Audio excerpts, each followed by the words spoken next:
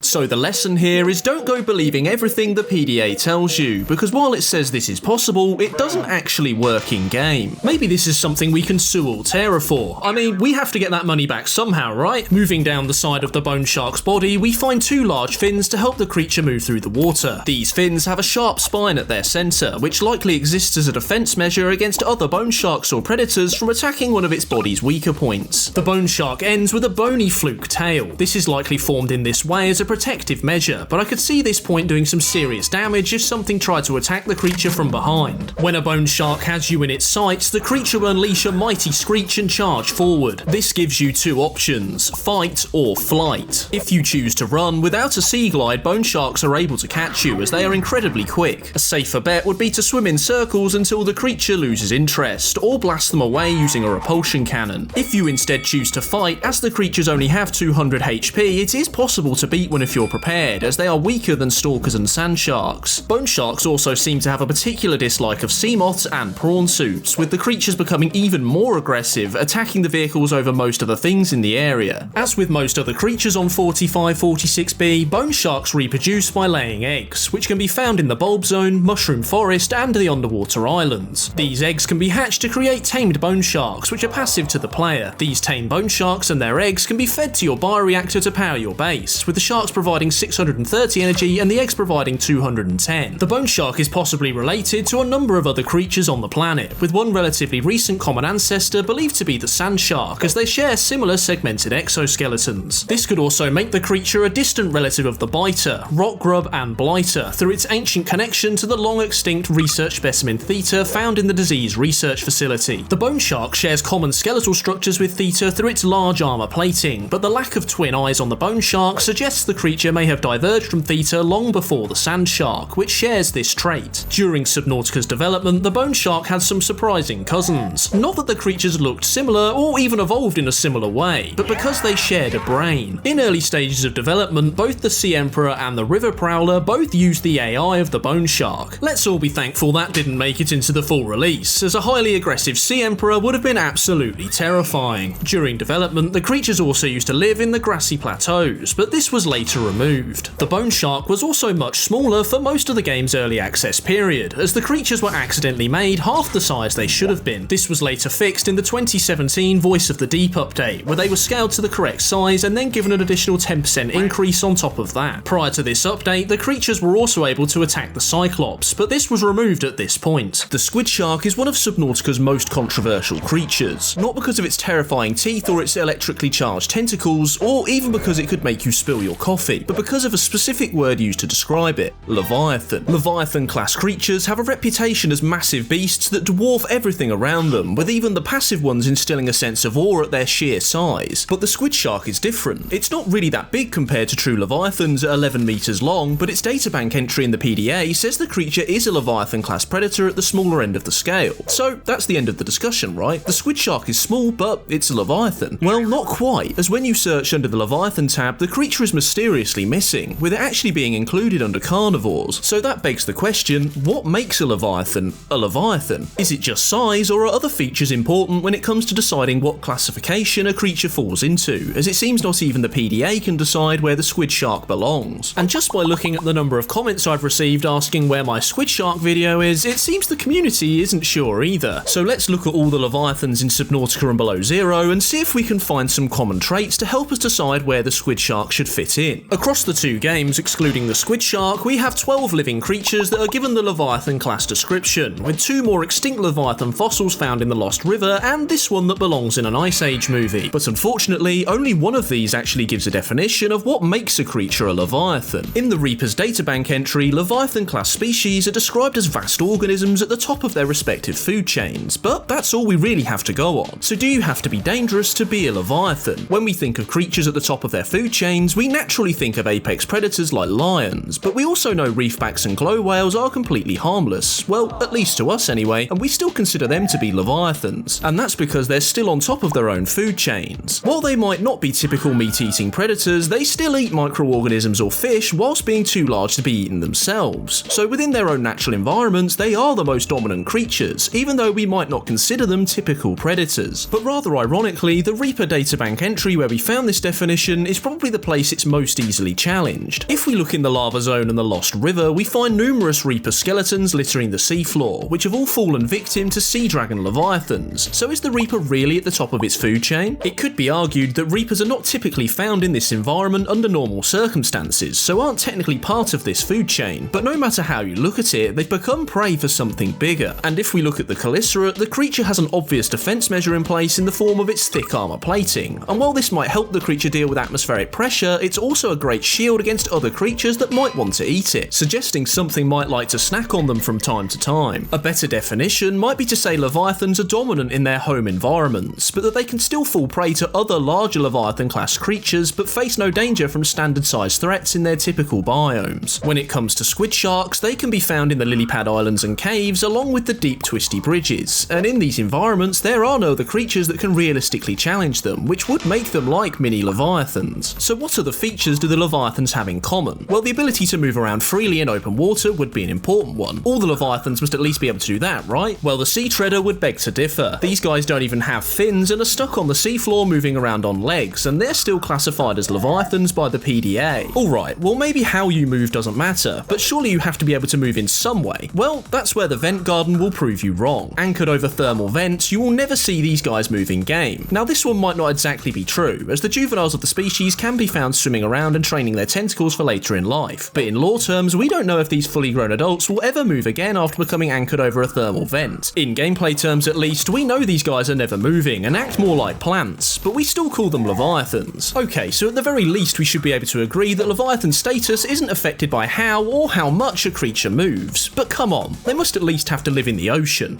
Oh god damn it, the Iceworm proves that you don't even have to live in water to be a Leviathan, as although the promo art for the game shows them swimming, this isn't the case in game or in the lore. And if we include our frozen friend, you can even extend that definition to creatures that live between both the land and sea, as it's widely believed that the frozen Leviathan would hunt in the water and rest on land. In an alternate universe where this cut creature called the Kite-winged Skyray made it into the game, we could have even had a flying Leviathan, but it just wasn't meant to be. So looking at all the Leviathans across both games, the only thing we can say is that all the creatures are incredibly diverse and don't really have anything in common across the whole group. Sure, some might have similar features, but they definitely aren't uniform across the whole class. So that leads us back to the Reaper databank definition, but more specifically, two key words: vast organisms. The only thing these creatures share is their huge size, but how big is big enough to be considered a Leviathan class creature? Well, at the top of the range for living Leviathans, the Sea Emperor clocks in between 160 and 200 meters long, dwarfing Earth's biggest ever recorded creature, the blue whale, which are about 27 meters in length. length. And if we look at 4546b's fossils, the Gargantuan Leviathan skull alone is just under 100 meters long, with the whole creature thought to be between 1100 and 1300 meters in total. The sheer size of this creature is hard to comprehend. The world's current tallest building, the Burj Khalifa, is 828 meters tall, so even if the Gargantuan Leviathan was at the smaller projected scale of 1100 meters, you'd still need 270 meters more to visualize the creature's total size. This shows that there isn't really a cap for how big a Leviathan can be. Truth be told, these kind of creatures probably deserve a separate classification, something more akin to a Hyper Leviathan class predator. On the other end of the scale, the smallest official Leviathan is the Sea Treader at 20 meters tall and 20 meters long, which compared to all the other creatures sounds pretty small, but it still makes them around 4 times bigger than an elephant. So how does our squid shark compare? Well, unfortunately, not very well. The squid shark is only 11 meters long, and while that does make it around the same size as a London double-decker bus, that still makes it around half the size of the smallest Leviathan. Even the next smallest in the globe whale is 30 meters long, which makes it 3 times the size of the squid shark. It's hard to stress that this is also way below the average size for all known living Leviathans. If we take the average across all 12 adults, we get a number just short of 79 meters. And even excluding the outlier of the extra-large Sea Emperor, this still comes in at just shy of 70 meters overall, which is still way higher than the squid shark. Although not explicitly stated in the PDA, Leviathans could also be classified on a weight basis, which could explain how they can range so greatly in size. Anything that surpasses a certain amount of weight could automatically be classified as a Leviathan. For example, an eel-like creature might be long and thin, but it might not be very heavy, whereas a sea treader might be short, but has more mass. So after looking at all the features that might define a Leviathan, unfortunately for the squid shark, only size or weight seems to matter, and in my opinion, it just isn't big enough. While the creature is dominant within its territory, extending the definition of Leviathan to any creature on top of its respective food chain doesn't really feel appropriate, because where would that end? You could then argue that the Stalker is a Leviathan because it is the dominant creature in the kelp forest, and that's just a bit silly. It also seems that the developers agree, as they didn't classify the squid shark as a Leviathan either outside of its initial entry. So I'm sorry, squid shark, just as Pluto is no longer considered a planet, I now officially declare you not a Leviathan, and that's why I didn't cover you in the original Leviathan series. I'll be interested to see what you guys think about this one. Do you agree with me that the squid shark isn't a Leviathan, or do you still think it is? Let me know down below. The Sea Emperor is Subnautica's ultimate creature. Unmatched in size or intelligence, this behemoth of the seas even has the ability to whisper directly into your mind. So it's a good job it's friendly, otherwise it could probably make you do some seriously dangerous stuff, all while making you think it was your own idea. The Sea Emperor is essential to all life on 4546b, from the smallest of plants to the mightiest of creatures. But to really analyse the story of the Sea Emperors, we have to travel back over 1,000 years. Far from 4546b, an alien race called the Architects have been doing a little space exploration. On this mission, everything was to be done by the book, no stone left unturned. Everything must be mapped and analysed. That was until they kicked over a stone that really should have been left well alone. Whilst exploring an unknown planet, they came into contact with a strange new bacteria. This infection would slowly take hold of the target's body, covering its victims in green spots and progressively mutating their cells. This would overwhelm the host's immune system and eventually lead to death. The Architects named this bacteria Kharaa, and as hard as they tried, they could find no cure. Kharaa would eventually escape its original planet and run riot among the Architect homeworlds, causing up to 143 billion deaths across multiple star systems. Out of time and out of options, the Architects took samples of Kharaa to faraway worlds where they could be studied in isolation, making plans to quarantine the planets if anything went wrong by destroying anything that ventured too close to the surface. One of these planets was 4546b. After setting up a presence on the planet, the Architects began to search for anything that might be useful in their battle against Kharaa. At first, they looked to the small creatures, singling out the Peeper for further study, but they easily succumbed to the disease in just 4 days. Next, they looked to the Leviathans, but they were too big for a dedicated study, so they focused on collecting their eggs to test if they had any potential for immunity. But again, little to no progress was made. They even looked to long-dead creatures that might give them some clues as to what to do next, setting up entire research projects around ancient fossils buried in the planet's depths. After undertaking huge amounts of research on all parts of 4546b's life, one day the Architects made a breakthrough. When conducting analysis of bone samples from dead Sea Emperor specimens, they found that the species had potential for Kharaa immunity. The only problem was they were a massive 160 to 200 meters long and easily the biggest living creature on the planet, which made them incredibly difficult to study. The sea emperors themselves were covered in smooth armour and were light brown in colour, with small dark brown and grey spots detailing the rest of their bodies and running down their tentacles. Despite their massive size, as filter feeders, the sea emperors did not feed on large prey, relying on the consumption of huge amounts of microorganisms to power their giant bodies, acting like blue whales here on Earth. For their size, sea emperors were tipped with relatively small heads compared to the rest of their bodies. On these heads they had two antennae with glowing ends, which were likely for attracting small microorganisms towards the creature's mouth. The slight serration on these mandibles suggests they may have also been used for eating small animals or plants to complement the creature's diet. Just below these mandibles sat a blue bioluminescent spot which could have served a similar purpose to its antenna by attracting prey towards the creature's mouth, but its true purpose remains unknown. Like many creatures on 4546b, the sea emperor had 4 eyes, with 2 bright bioluminescent eyes found on each side of its head to help the creature focus and move around. Tipping the creature's head were 2 large protrusions sticking out from either side of its skull, with a further 2 smaller versions found underneath. It's hard to say what role these played in the sea emperor's anatomy, and they could simply have been a form of armour and defence from attackers, or for keeping the creature stable when moving. These protrusions also give the creature a slight resemblance to a hammerhead shark here on Earth, with them both sporting a uniquely shaped head. Moving down the sea emperor's body, the creature was distinctly smooth. With no fins of any kind, the creature was propelled through the water using 7 tentacles, with the central tentacle being the largest and strongest. These tentacles had a stripy look and were lined with bright bioluminescent spots, ending in large clubs. The sea emperor's movement was further enhanced by its large paddle-like arms. These arms don't appear to have any obvious weapons and were likely used for helping push the creature through the water and keeping it stable while moving, preventing it from rolling over. These paddles had a number of small armoured spikes near the elbow and mostly resemble those found on green sea turtles here on Earth. It's possible that if a large creature got too close to the sea emperor, it could have used its arms for defence by using them to swat the creature away, because due to their size they would still have packed a serious punch. PDA databank information suggests that in the wild, sea emperors would move in small herds around the planet's ocean trenches in what is now the crater's edge and the void, coming to the surface to feed on the large amounts of microorganisms found in the ocean's shallower waters. Due to the creature's size, the amount of sea emperors in an individual herd would be low, as large groups would consume too much food and wouldn't be able to support themselves for long periods of time without suffering from starvation. Due to how far apart groups of creatures of this size would need to live and how few of them the ecosystem could support, it's possible they only reproduced once a century or even once in their lifetimes. Scans of the creature's body show large ovaries can be found in the sea emperor's middle section, holding its eggs until the time comes to reproduce. Sea emperors are the only large and complex creature to reproduce asexually on 4546b. This means that every sea emperor born is able to lay eggs and doesn't require interaction with any other sea emperor in order to reproduce. Under normal circumstances, the sea emperors would likely have buried their eggs in shallow waters, where the different compounds needed for them to hatch would be present. It's possible that they even laid these eggs in the same areas in which they themselves were born. After birth, baby sea emperors are almost fully formed and capable of independent travel, meaning they would likely separate from the herd and venture to new feeding grounds almost immediately after being born. Over time, these babies would develop new herds, spreading over vast amounts of ocean. Sea emperor babies are similar in appearance to their adult counterparts, but they do have some slight differences, with narrower heads, larger eyes, and distinct necks connecting their heads to their bodies. They also have shorter and more rounded arms, with much smaller upper bodies and mandibles. After conducting further analysis on the sea emperors, the architects discovered that the creatures produced a protein called enzyme 42 in their stomachs when breaking down their food. This enzyme was often expelled from their bodies and into the surrounding water as a glittering gold trail. This enzyme had the ability to reverse the effects of the Kharaa bacteria and make it go dormant in the host's bloodstream. This was a breakthrough. So far, everything they had tried had failed to have any impact on the bacteria, but now they had a lead. The architects tried as hard as they could to artificially recreate the enzyme, but due to its complexity, it was simply impossible. So they decided their only option was to create a purpose-built facility to house a sea emperor and capture one from the wild for further study. For our sea emperor, this was a cruel fate. With the rest of its species free to roam the seas and give birth to their young as they pleased, our unfortunate friend was captured and her eggs taken for experimentation. This was a lonely existence for a creature used to living in a herd. Unfortunately for the architects, the sea emperor they selected was 1,600 years old, and either due to its age age or some kind of illness, was unable to produce a stable version of enzyme 42. The enzyme she produced was unstable and only acted to temporarily reverse Khara's symptoms rather than cure them completely. But if a healthy Sea Emperor could be found and a stable form of enzyme 42 produced, they believed a cure was possible. So they turned to the Sea Emperor's eggs to find a stronger source. It's unknown whether the Sea Emperor laid her eggs naturally, but due to internal scar tissue revealed by scans of her body, it's more likely that these were forcibly removed, causing long-term infertility in the process. As far as we know, the Sea Emperor had at least 7 eggs. These were covered in a tough layered brown outer shell with bioluminescent blue spots. Unlike other eggs on 4546b, these eggs do not contain an inbuilt nutrient supply used to grow the developing Sea Emperor. Instead, the eggs exist in a natural stasis, waiting for the right hatching conditions before they can be born. These layered shells are made up of a carbon composite which is uncommonly strong for creatures found on the planet, suggesting they need greater protection due to the long amount of time needed for them to hatch. But the architects had made a mistake. They had designed their containment facility around the conditions needed to support an adult Sea Emperor, which were vastly different from those needed to hatch Sea Emperor eggs. And either through lack of time or plain desperation to find a cure, they resorted to extreme methods. One egg was taken to the facility's dissection room, where it was cut from its shell using a precision laser, but the juvenile died during the extraction process as it was not fully formed, with its body later placed within a display case in the facility for further tests. The architects would take samples from the dead creature's digestive tract to try and analyse how enzyme 42 was made, but this didn't work without a living specimen. The shattered egg was then placed inside a tank within the dissection lab in case it could yield further information. After the failure of this first test, the architects took another egg for study, conducting research to see what else they could discover. This egg remains within a specimen tank in the egg room of the primary containment facility, and as far as we know, didn't provide any useful information to the architects. Unsure of what to do next, the architects placed the remaining 5 Sea Emperor eggs upon an incubator within the main enclosure. This incubator made microscopic holes in their shells, allowing artificial chemicals and nutrients to be inserted to keep the babies alive while the architects planned their next move. After reaching this intellectual dead end, the architects decided they would look to other creatures to see if they might be able to help them, and a distant relative of the Sea Emperor, the Sea Dragon, was selected for study. Due to their similar genetics, the architects took a Sea Dragon egg to the disease research facility in order to conduct more tests, hoping this would give them clues about how to hatch the Sea Emperor eggs. The mother Sea Dragon, whose eggs had been stolen, didn't take too kindly to this act of egg snatching. She tracked down her stolen eggs to the disease research facility and rammed it in an attempt to get them back. And while the massive head trauma from smashing her 112 metre long body into the facility might have killed her and didn't get her any closer to freeing her eggs, it did cause the architects a big problem. The facility was damaged beyond repair, and the Kharaa bacteria samples brought to the planet for study poured into the surrounding ocean, infecting 4546b's ecosystem and causing mass extinction of the planet's life. The architect scientists working on the research project either evacuated the planet or died from the infection. The planet's quarantine procedures were activated, restricting access to the primary containment facility and arming the quarantine enforcement platform, which would destroy any spaceship which got too close to the planet's surface. Worldwide ecosystem collapse now began, with life on the planet dying out at an alarming rate. The massive Sea Emperors, unchallenged in size, weight or intelligence, simply could not survive the loss of their habitats. With the planet's life dying out en masse, there was nothing left for them to eat, and over time they simply succumbed to starvation. It's also possible that not all Sea Emperors were immune from the disease, with only a select few having the enzyme 42 producing mutation required to survive, but with nothing left to eat, they soon died out too. Life on 4546b had ended. Or at least it would have done, if it wasn't for the lonely Sea Emperor trapped in the primary containment facility. The last of its kind, its prison had become its lifeboat from the storm raging in the outside world, providing it with food and nutrients to survive imprisoned in its cage for the next 1,000 years, waiting with its eggs for a rescue that would never come. The lonely Sea Emperor would now be the only source of enzyme 42 on the planet, meaning it was the final hope for a cure to be developed. The very survival of this Sea Emperor is the reason that life still exists on 4546b at all, with its presence keeping the creatures in its enclosure alive and clear from Kharaa infection, while the world outside was engulfed by disease. During the 1,000 years that passed between the Kharaa bacteria's release and the arrival of Riley, the Sea Emperor somehow managed to train peepers to use the architect's intake vents for the facility to transport seeds from the shallows to her enclosure. Once they arrived, the peepers approached the Sea Emperor, taking the expelled enzyme 42 into their stomachs. Once ingested, the enzyme gives them a bright golden trail as they move through the the water, signifying its life-preserving force. When the peepers again enter the pipes and return to the wider ocean, they carry small amounts of enzyme 42, temporarily reversing the symptoms of the Kharaa bacteria, allowing the crater to sustain life as a result of the Sea Emperor below. In exchange, the Sea Emperor receives the fresh seeds and organic materials it needed from the peepers, helping to sustain its self-contained ecosystem in the facility and the creatures that live within it. It's likely that the Sea Emperor trained the peepers to do this by either simple learned behaviour over time or by the use of its telepathic abilities. Databank entries state that the peepers do not suffer from any signs of distress and actively approach other creatures, even if those creatures might be inclined to eat them. If you look closely at the other creatures that inhabit the Sea Emperor's tank, you'll notice that none of these are hostile or feeding on each other. This could indicate that the Sea Emperor gives off a low form of telepathic control that soothes all nearby creatures. It's also possible that enzyme 42 has some natural effect on the peepers and other creatures in the tank, simply causing them to lose fear and any motive for attack. We simply don't have a confirmed answer for why this is the case, so you can decide which theory you like the most. Either way, the Sea Emperor is an incredibly intelligent creature, using its telepathy to communicate with Riley on a number of occasions. It's likely that the Sea Emperor was also trying to communicate with Bart Torgal, survivor of the Degasi and who features in the Subnautica trailer. In his third and final audio log, he says, "Despite my best efforts, ill health is taking hold of me. The visions are getting worse." It's probable that once Torgal had become infected with Kharaa, the Sea Emperor was trying to communicate with him in a similar way to which she does with Riley, although with less success. Through the use of her telepathic abilities, the Sea Emperor is able to tell Riley what he needs to do to get her eggs to hatch. To do this, Riley must gather a number of naturally occurring materials found on the planet. Seeds from a sea crown, ghostweed and eye plant, along with a fungal sample from the mushroom forest and a sample from a bulb bush. Once these have been collected, hatching enzymes can be created, and once inserted into the incubator, the eggs will begin to hatch. It seems the architects were unable to hear the Sea Emperor's telepathic communication, meaning they could never do what was required to hatch the eggs, although it's never explained why the architects were unable to hear her call. With the eggs now hatched, the baby Sea Emperors are now free to escape the facility and spread a powerful and stable enzyme 42 to the wider ecosystem, curing Kharaa and allowing life to thrive once again on the planet. The mother Sea Emperor then finally passes away at the age of 2,600 years old, well over her species' typical lifespan, having used the last of her energy to protect her young. At the time of the Kharaa disaster, the Sea Emperor was 1,600 years old, which is already stated in the PDA to be old for the creature's lifespan. Covered in internal and external scars, it appears the Sea Emperor has been kept alive due to her tailor-made environment, which likely includes a life support system which has greatly extended her life. After hatching, the 5 Sea Emperor babies will leave the facility through the reactivated teleporter system, travelling across the crater to different locations, finding homes in the mountains, the Grand Reef, the dunes, the Cragfield and the northern blood kelp zone. Once they arrive, the babies will transform into Sea Emperor juveniles, the teenage adolescent form of the full Sea Emperor. These juveniles are much smaller than their adult counterparts, being almost half the size of adults. Once they arrive at their new homes, they begin to release enzyme 42 and purge Kharaa from the area. It's not clear whether all Sea Emperors have the ability for telepathy, but some of the things said by the Sea Emperor to Riley suggest the creatures are highly intelligent and philosophical. One line she says is as follows: "Perhaps next we meet I will be an ocean current carrying seeds to new lands, or a creature so small it sees the gaps between the grains of sand." This shows the creature understands how ocean currents shape its ecosystem and how they affect life, something that no ordinary creature could possibly understand. It also suggests a belief in reincarnation, as she seems to believe she will live on as something else after she dies. During the game's development, the Sea Emperor had a number of different names, with some suggesting that at one point the creature was hostile to the player. Development notes for the game reference the creature as the Emperor Leviathan, and also make reference to bite and attack animations. Other names for the Sea Emperor found on the development board include the Grand Leviathan and the Magistrate Leviathan. Files in the Magistrate Leviathan folder include a high-pitched version of the Reaper's roar, which would again suggest that the creature was hostile. It appears the idea of a hostile Sea Emperor never quite died out though, as the Sea Dragon was later created as an aggressive reskin for the now passive Sea Emperor. Original concept art for the Sea Emperor shows it with webbed claw-like hands, similar to what would later be found on the Sea Dragon. These claws were later changed for the creature's now distinctive paddles. Sea Dragon concept art also shows the creature to be much bigger than the Sea Emperor, although this appears to be an artistic impression, as the developers never intended for the Sea Dragon to be larger than the Sea Emperor. I have made videos covering every single Leviathan, living or dead, in the world of Subnautica, and after diving deep into 45-46 BCs, I'm going to give you my ultimate worst to first Leviathan Leviathan tier list. Not including any fossils or dead ones, that doesn't really seem fair, as they're not here to defend themselves. Now, I'm not going to be using stats or statistics or even how many teeth they have to decide each Leviathan's place on this list. I'm just going to rank them based on how much I personally like them, so obviously your list might be different to mine, so be sure to let me know your order down below. Coming in as first loser, we have the glow whale. Now, I don't have anything particularly against this creature's design, I just think it's a poor man's reefback. It feels a little too like something we'd see here on Earth, and against everything else on this list, I just find it the least exciting. You do get to pet it, so bonus points for that, and I do like how they jump out of the water with some great acrobatics, but if one Leviathan has to go, for me, this one has to be it. The vent garden. This one was hard to place. It has a cool design and some interesting lore with the creatures anchoring themselves over thermal vents, but as the adults don't actually move in game, they're more like giant plants than what I would call a true Leviathan. It was a tough choice between this and the glow whale, but the reason I gave the vent garden the edge is simply its size and alien-like nature. When first encountering the vent garden, you get a whoa, what is that thing kind of moment, and I don't think you get that with the glow whale. The vent garden gets bonus points for being a unique creature, in that it has a mini self-contained ecosystem inside its bell, which is a really cool concept, but its inability to move in game really brings it down on this list. Now, as we dip our toes in the frozen waters of Sector 0, we might have reached our first controversial ranking on this list. My third least favourite Leviathan is the ice worm. Now I hear you say, Aletho, what did the ice worm do to you to end up so far down on this list? And I think the main problem is that it's only a land-based creature. I like the ice worm's design, and I actually think the creature looks really cool. The general idea of something burrowing through the ice with a superheated horn is terrifying as it is epic, but in gameplay terms, I find the ice worm to just be outright annoying. I don't think anyone would say that Below Zero's land sections were the game's speciality, and I always find myself wanting to get back into the water as soon as possible. Ice worms just aren't particularly fun to encounter, and I find the thrill of an ambush wears off quite quickly once you've ran into them more than a few times.